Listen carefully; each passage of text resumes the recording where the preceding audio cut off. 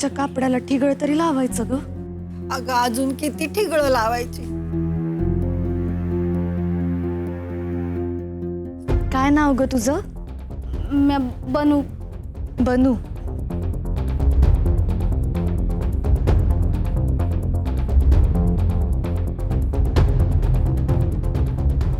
थांब. चल तुला लुगडं देते. चल. नको ग बाय. आमची पोर तुझ्या घरात गेली तर आम्हालाच मार बसल. अहो हे आमचं घर आहे. इथं तुम्हाला कोणी काय बी बोलणार नाही. चल ग. काढे.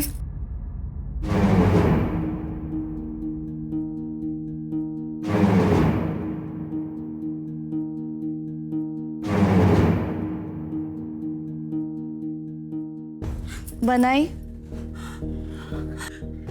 चल माझ्यासोबत. ये. चल.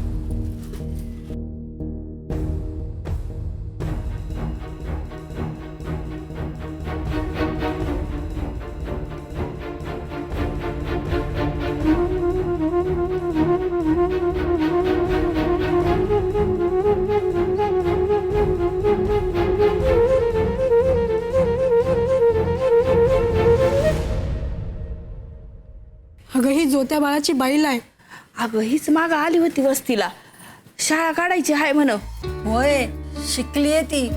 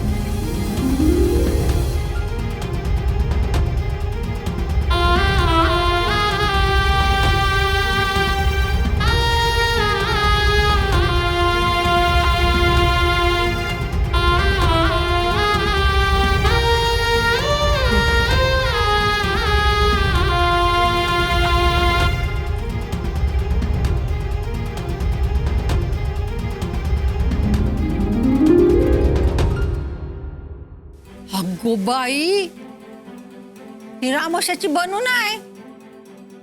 कोणी मराठ्याची पोर वाटतीये. ही मराठ्याची पोर वाटते.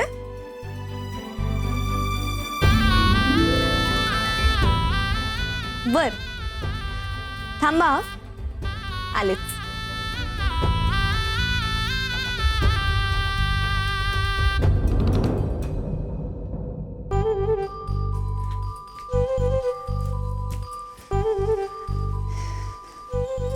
ही मराठ्याची पोर वाटतेय ना. आता मला नीट बघून सांगा हा.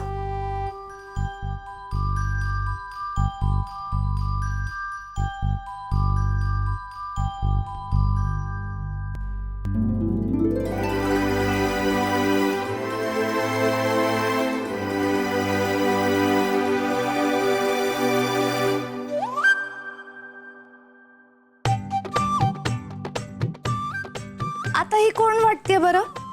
आता तर माळ्याची वाटती. हा माळ्याची वाटतेय. बर आता नीट बघा हा.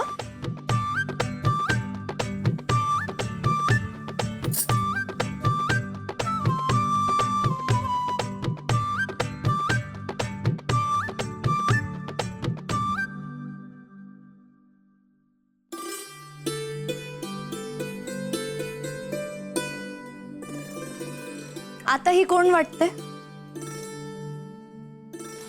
आता तर मुसलमान वाटते. नाही नाही किरिस्ताव बाई वाटतीये.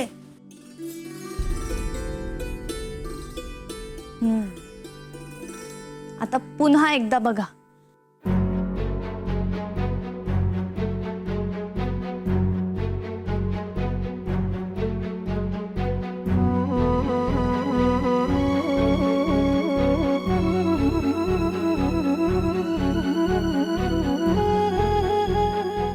आता ही कोणासारखी वाटते? आता तर धनगरीन झाली या.